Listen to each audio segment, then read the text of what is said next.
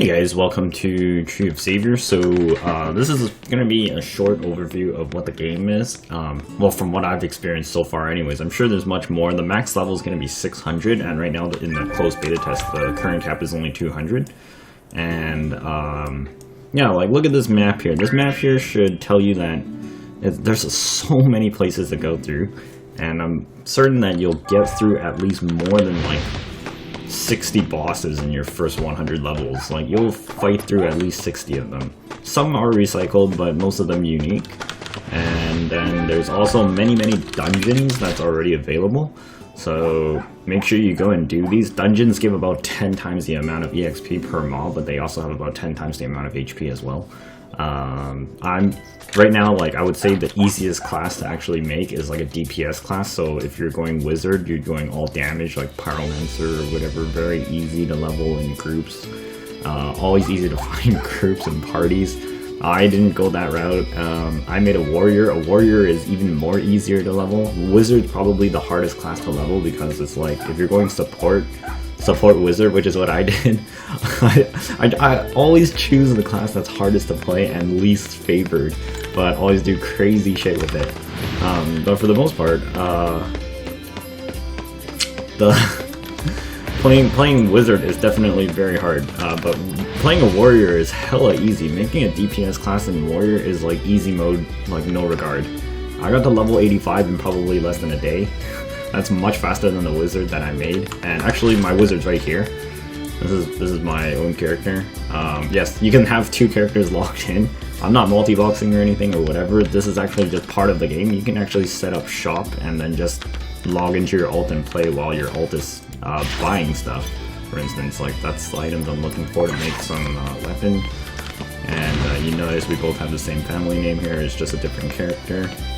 And that's an interesting thing about the game. You know, I thought about making an entire mobile shop, because there's certain classes in this game where they're I'll show you in this like over here, or is it over here? I don't remember. Anyway, so it's this page here or whatever.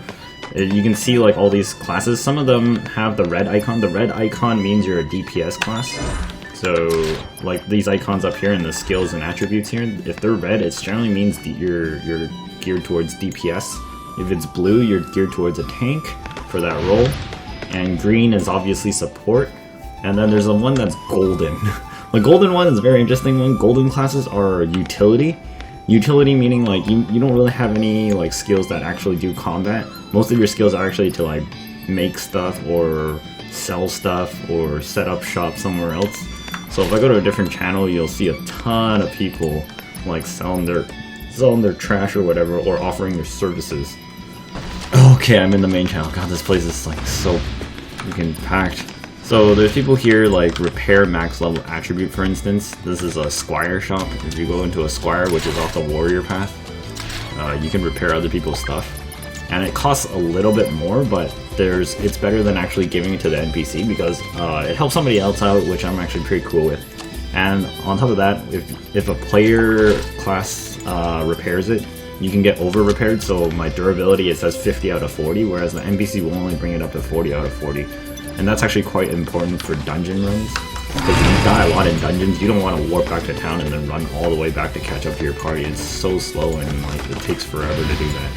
And it's also very helpful if you have a squire in party. He can set up a repair shop right in the middle of the dungeon run, and then yeah. And then there's also like other services like alchemists down the wizard path. They can do gem roasting. So gems have positive and negative effects. If you roast a gem, they lose their negative effects, but it costs quite a bit, like 6.9k. But it's very worth it for like later on. So that's like heavy money makers. Mostly utility classes have to do with money making. And you get to set the price too. They also have to pay like some money for the equipment and the tools to actually do it. So, and those run out of durability as well. The other thing is the priest, they can get like a partner class and then they can sell their spells. I was actually probably going to do that. There's one spell that's actually very worthwhile. It's called Dino, and it basically increases the buff limit. Everybody has a buff limit of 5 to begin with. So that is such a useful skill in dungeons, because everybody's like overriding each other's buffs, and then it really doesn't go well when you can only have 5 buffs on your team. And I'm playing the support mage, so it really does not help me either. I lose like all my powerful buffs. And gameplay, I gotta tell you, there's lots of exploration. There's definitely tons of exploration in this game. You can miss out so much stuff in this game if you actually just go straight through the main story and not do like all the side quests. There's actually very little grinding. Like, you shouldn't have to actually grind very much. In fact, leveling is a little bit of a strategy itself. At certain levels, you hit the EXP curve, like this.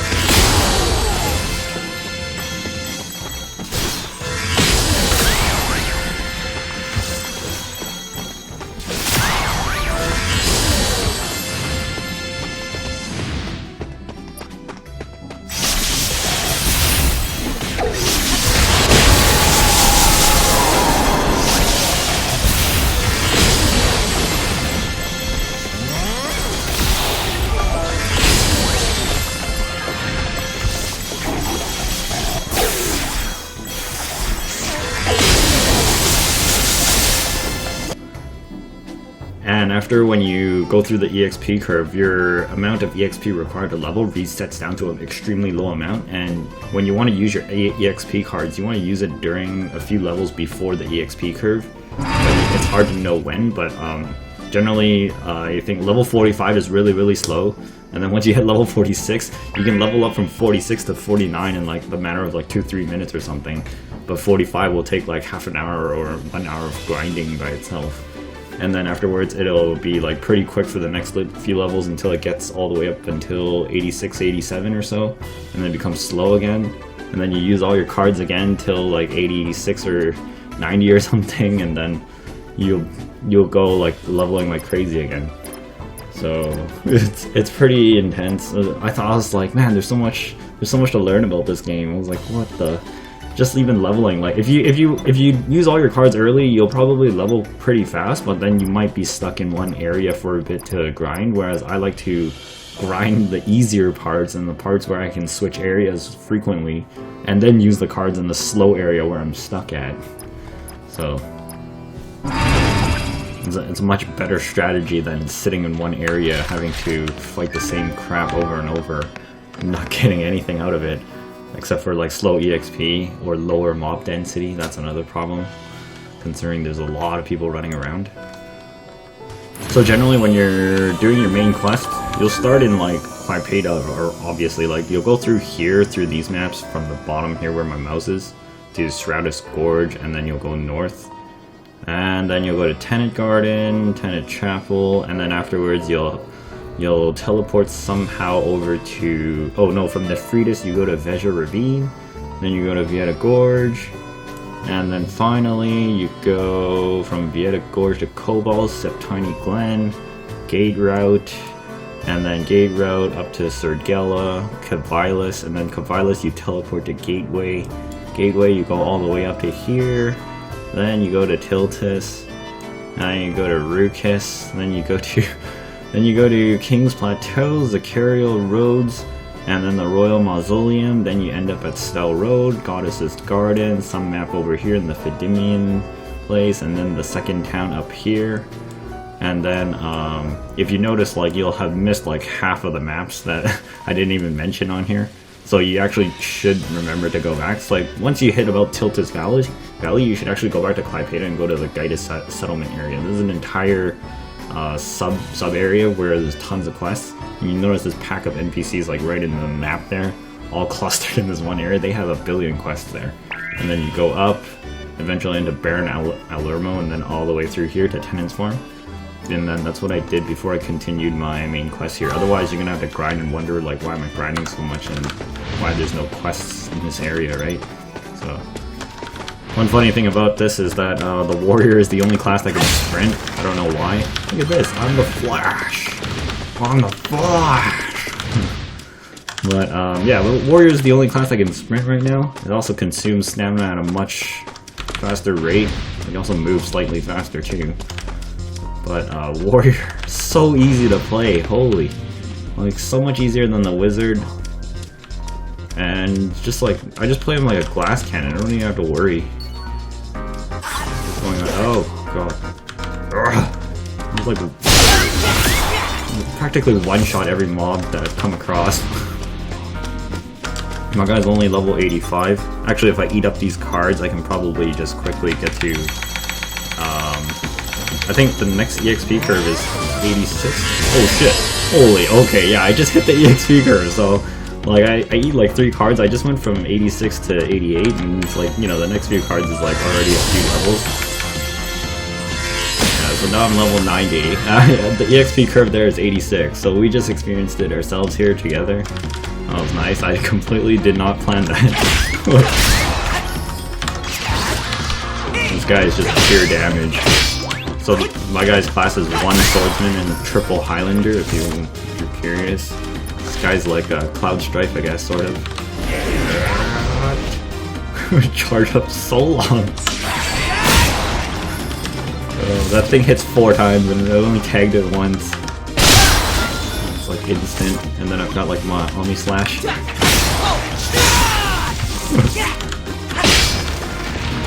And he's got a vertical chop. Vertical chop. Yeah, I'm just one-shotting a mob that's not level 92, so DPS class, super easy to play. What the fuck? It's so strong, it's unbelievable.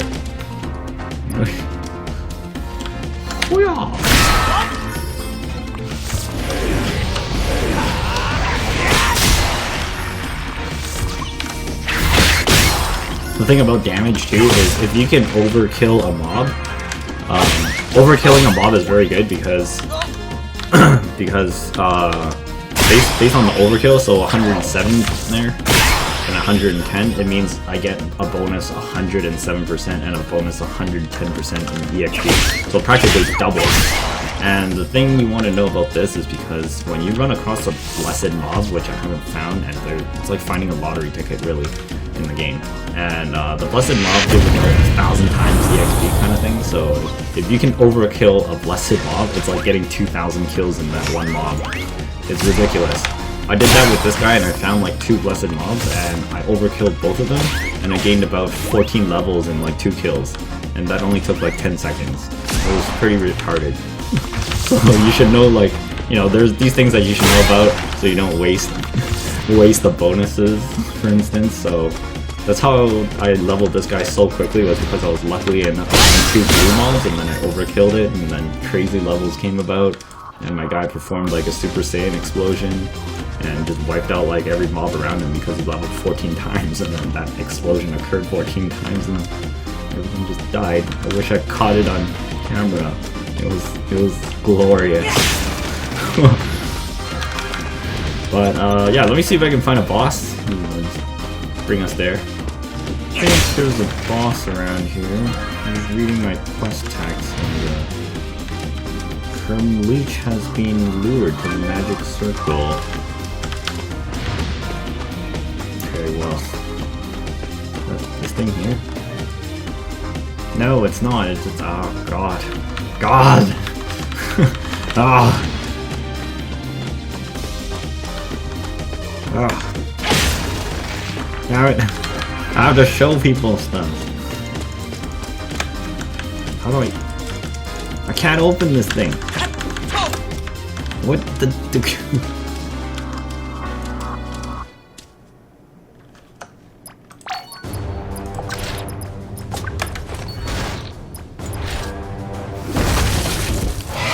Oh god. Sometimes you can't click things and then I have to switch back to like keyboard mode. Oh lord. Okay, here we go. We got a boss here. I feel like nothing. But I just need to drop my debuff on him. Hey, wait a minute. shit. Oh, he can bleed. Oh, yes. Oh, yeah. Oh, yeah.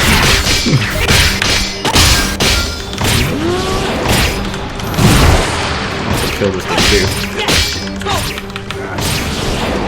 Yes, blue. Whoa. That took us so much HP. Oh, yes. Bro. I dare you to come back up. That was like 10% of your HP. Hacha. That guy sounds like Link. Hoodia.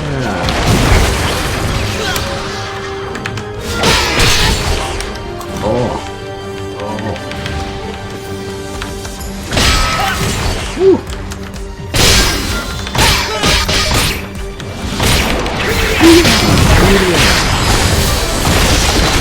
Easy.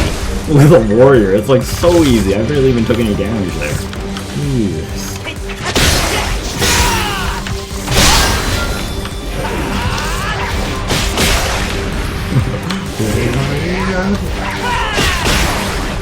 Sure you can. Yeah, so bosses super easy with warriors. Jesus. Oh, there's a statue of Zamina somewhere. So there's also like these statues in the game. Apart from the ones that you worship for teleportation points, there's ones that actually give you permanent status points throughout the map. And once you find them, you get a permanent status point if you worship them.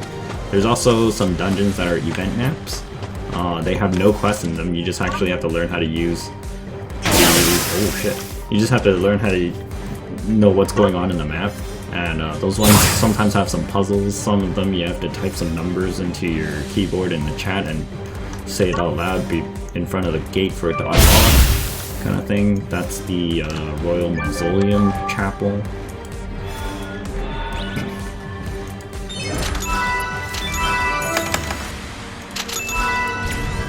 Is this another boss? Oh, no it's not. It's just break this thing. Oh shit, that's a lot of guys.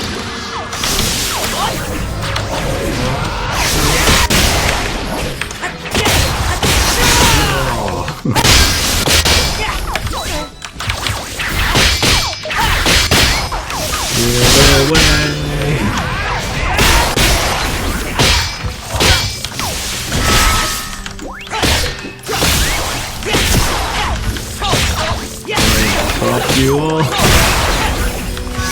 Excellent. Okay, yeah, so that's more like a break the thing event kind of thing. Get away. Oh, okay. Now I just teleport back.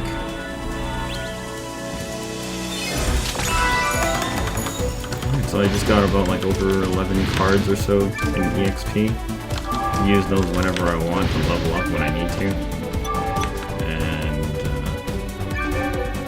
where am I right now? I'm at Tenant's Farm. Oh, and that's the end of this area anyways, because the next place is 149, and I'm nowhere near that. So. Alright, so let's, I'll show you a bit more of the class that I re-rolled. So this is my character roster, guys, and yeah, so this is the character that I re-rolled. Instead of going a Psycho Kino, I'll make a male Psycho Kino when they release, because the voice actor sounds hilarious. He's like, oh! Yeah, I made a Chronomancer instead, which is what I originally was planning to do. So this is my character in town earlier, as you saw. You can have your alts logged in and doing other stuff. Wizards can't sprint, unfortunately. Only the warrior class can, the other ones can't. Archer and cleric also can't. So, it's kind of bullshit. So this Chronomancer, how I built her was that this is a triple Wizard 3. Wizard 3 isn't too much of a good class unless you go Elementalist or Thaumaturge, if you ask me. It's partially because the Wizard 3 skills don't really work to help the other classes when they already have enough. Like the Pyromancer and the Cryomancer, like they don't really need Wizard 3. But the way I did it was with because Wizard 3, the only good skill out of Wizard 3 is literally the quick cast. The magic missile is still pretty good, but the quick cast is amazing. It gives you like, if you get the quick cast magic damage, it gives bonus 50% all magic damage. And if you have a Thaumaturge rank, If you go into a class of thaumaturge and you get swell left arm, that increases your base attack by 155. So if you go 50% on top of that, that's an extra 75 on your base attack. And if you go even more thaumaturge later, that just increases even more. And because attack speed is bugged right now, it doesn't really work. That'll, you know, you'll pump out your shots a lot faster too with normal attacks when you're waiting on your spells to CD. Because right now I just one-shot a lot of these dudes with this. That's how I grind right now, is just like this rapid grinding. I don't even have to care. And then with Chronomancer, you can reincarnate the monsters. It's so strange. And then it's just like, here, come back to life. I'll respawn and kill them again. Sometimes it'll respawn as a blessed mob. If you actually use it on blessed mobs, they don't return with the blessed status. It's actually just another reroll of a respawn. So if you're really lucky, you'll sometimes get a blessed mob respawning, which is ridiculous. Man, it's hella long cooldown, but it's very useful in a dungeon because it respawns the monster at about like 1% HP or something. So, and then you just have to kill it. When it has the buff on it, you have to kill it within the time frame or else it won't resurrect. And then there's another skill called Swell Body. Boom. Oh no, get bigger. Yes. So when they swell a monster, they get twice the amount of HP. But then they also give double the XP, double the drop rate as well. And because I have some attributes on the swell body, it also causes them to take 60% more magic damage. You can only rank it 3 times, so it's 20% per rank, so it's 60% in total. So it's actually bonus damage if you have a lot of mages in your party. You can get a lot of double EXP. So for instance, if you go into one dungeon, for instance, and you have a lot of AoE wizards, which I did with one run, I just kept swelling like all the monsters, and we gained about like 10 levels in one dungeon run. That was insane. You can only run a dungeon about 5 times a day too, so that was the whole point of me being a support mage. On top of that, I can power level people too, so it's pretty OP in terms of utility. So. But in terms of like finding a party, it's actually really difficult for me to actually find a party because most people are always looking for a linker because they make dungeons go really fast, and then there's also like DPS or whatever. I'm not really DPS, I'm more like crazy utility. And then I've got some damage, but not a lot. And for the most part, like in my class, I'm gonna be spamming wizard skills and nothing but wizard skills for a long time, so other people might find this very boring in terms of a class advancement path.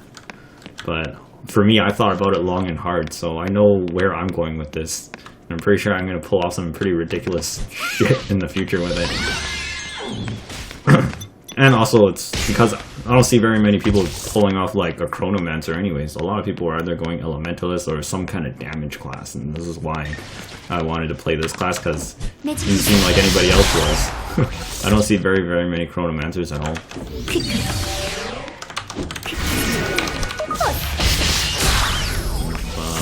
Trying to just find like a group of dudes that I can just like slow all of them.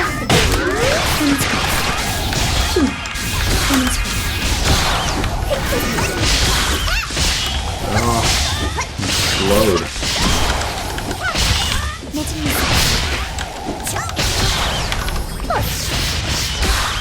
Yeah, it's not too bad. And then the other EXP curve after 86 is actually 137. My character just hit it recently, and I went from 137 to 144 in like 20 minutes today, so other than that, it took a little while to get there though, before I hit the curve. This is one of the maps where it's like an event map, so there's actually no quest in here. I still haven't figured out how to get to this top right section here. There's probably some guides and stuff online out there, but I mean, you can always look those things up and spoil your own fun, or you can try and discover it on your own. So, I mean, I've been running around trying to figure it out while grinding. I don't really have to grind at this point because I have a lot of quests at the 137 level, and I have all these other things to do on the side here, so... this one is a puzzle. There's supposed to be 4 lights here that light up if you just turn these statues around into the position they should be in. And then it'll light up. Oh, so that one's in the correct position, so that'll light up, and then you just continue onwards. And then when you're done that, it'll spawn like an army around here, and then you can kill all of it for EXP, of course.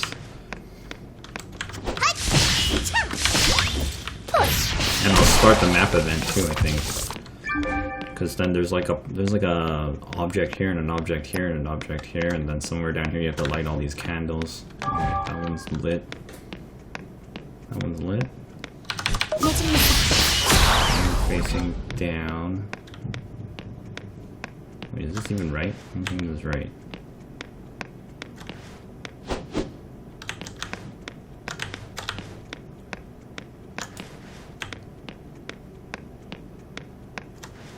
Oh, one more.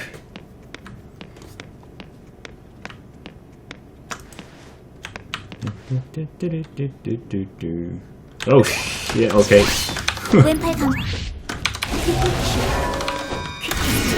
Quick control. There's up a lot of these.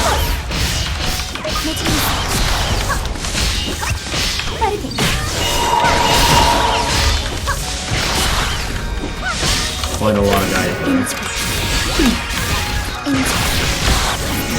God, oh my god. That's the other thing, is that I'm also really squishy. That's one of the problems with this. I only have 3,000 HP. Everybody else I've partied with has like 6,000 or 10k. So I'm actually extremely squishy. But thankfully, the other thing with down the curve is that you can swap your stats around. So it's not too much of a problem as long as I have transpose on. If I have transpose on, I suddenly have like 11,000 HP or 12,000 HP. So, and then it splits my intelligence and constitution in half. Like the average of them, they add it together, divided by 2, and then that's what it does. Otherwise, I can also turn off the equilibrium, and then it'll just all of my int turns into con, and then I'll have about 20,000 HP and I become a tank. And that's actually very useful for dungeon runs, so you don't get one-shotted by things that hit like 8,000, 9,000 damage. Other wizards with like 6,000 HP, I still see them getting dropped, but for me, if I have transpose on, I don't have that problem. So, you know. There's bonuses and there's problems with this build, but for the most part I find it to work very, very well, and I still do crazy damage. I only lose about 30 magic attack, not too much, when I'm buffed. I can probably still one-shot these mobs. Yeah, I still one-shot these mobs, so it's not a loss at all. I have 12,000 HP now instead. Right, so that's like some map events, guys. I don't know exactly how to complete this one. And I guess that's a small overview of this game. I mean, there's lots of exploration in this game to be done. And then there's quite a lot of freedom with your character in terms of like growth and class advancement. There's a lot of synergies between a lot of the classes. One of the ones I screwed up with my original Psycho Kino was that I actually should have went a Pyromancer or a Chronomancer instead of a Wizard too.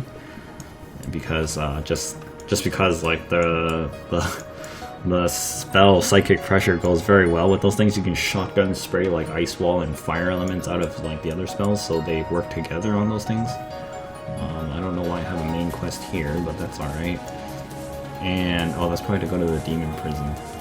And then yeah, so right now like my main quest is like in this area somewhere here in the Absameti crossroads to the main chamber. But then for some reason I have a new main quest over here that I didn't even know about until now. So yeah, the game's pretty big. It's really big.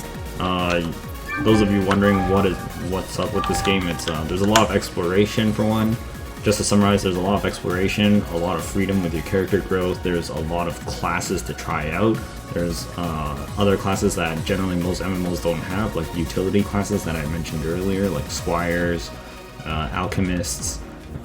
Check out this link over here for the skill simulator just to like check out all those skills and whatever, and click the videos underneath the skills to see what they do kind of thing. Some of them might not be too clear because it's like you don't know until you actually practice it in game. And then other classes like my class, for instance, it's like I can buff monsters and stuff with like double HP and whatever, but then it's like you have to kill it in time, otherwise you just heal it for nothing. and then resurrection of monsters and various other things. You can stop like a boss later, and then they just don't take damage, whereas you can probably take care of like the other mobs and other things. There's all sorts of things, so this is very early in the game. I'm only level 144 when the game should be level 600 max, so there's probably about 10 ranks of advancement, and there's only about 28 classes out currently out of the 80, so there's still about 50 classes to be released, so the game is going to be really huge, and I'm really confident that on top of knowing more about the game, I'm really confident this game will do well. It'd be hard to fuck it up at this point, if you ask me, for the developers. Like, they've made a really good solid base. It's like a soup base. If you make a really good soup base, it doesn't matter what you throw in there, it's still gonna taste good. That's what I'm trying to get at here.